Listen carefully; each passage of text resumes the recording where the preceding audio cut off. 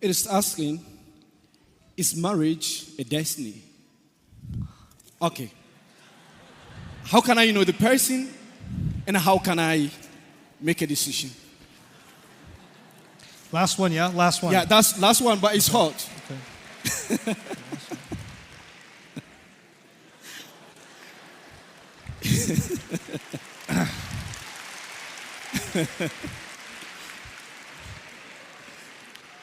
Listen.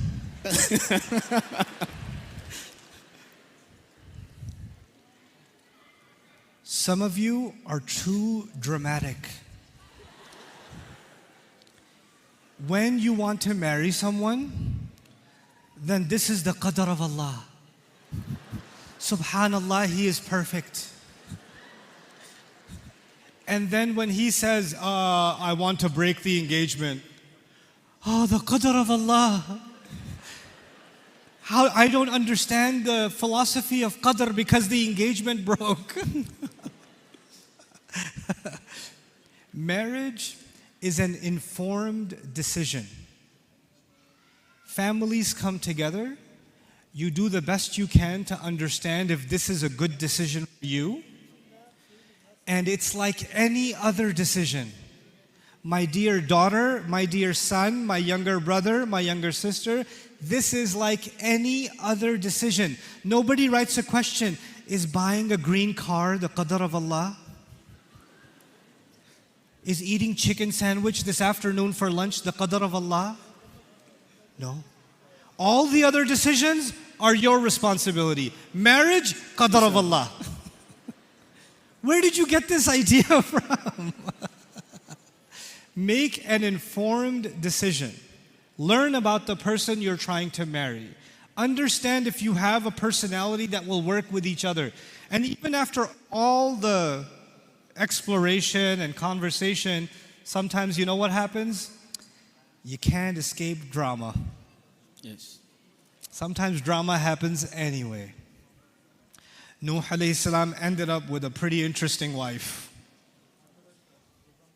Asiya radiallahu anha ended up with a Fir'aun for a husband. Don't raise your hand. Your husband's not Fir'aun. Calm down. Okay. Sometimes people change. Sometimes the person you married later on, they're not the same as they used to be. Maybe the way they feel has changed. Maybe life has changed you. Maybe experiences have changed you. Don't blame that on the qadr of Allah. That's not the qadr of Allah. That's life. Life happens. Our deen is beautiful. It's absolutely beautiful. It gave us a way to understand the marriage relationship. The advice I will give you about marriage, the one thing I will tell you about marriage that people don't pay attention to. I want to marry her because I love her. Shut up. I want to marry him for deen. You're not marrying a beard. You're marrying a human. It's a person.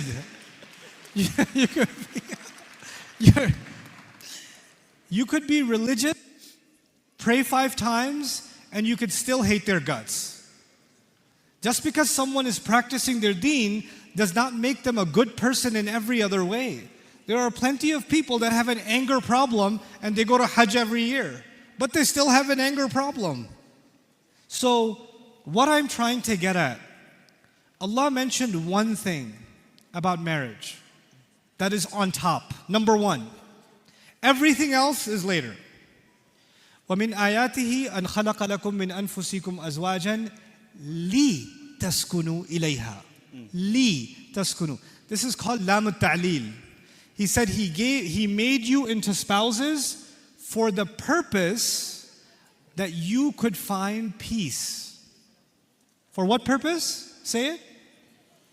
You could find peace. And then 2 and 3. وَجَعَلَ بَيْنَكُمْ مَوَدَّةً وَرَحْمَةً. That's 2 and 3. Number 1 is peace. Now, what does that mean? That means when you love someone, but sometimes you can love someone without respecting them.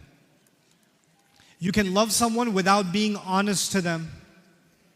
You can love someone without caring for them properly. You can love someone but hate their family. And all of these things, you know what they do? They take away the peace. So even if love is there, peace is not there.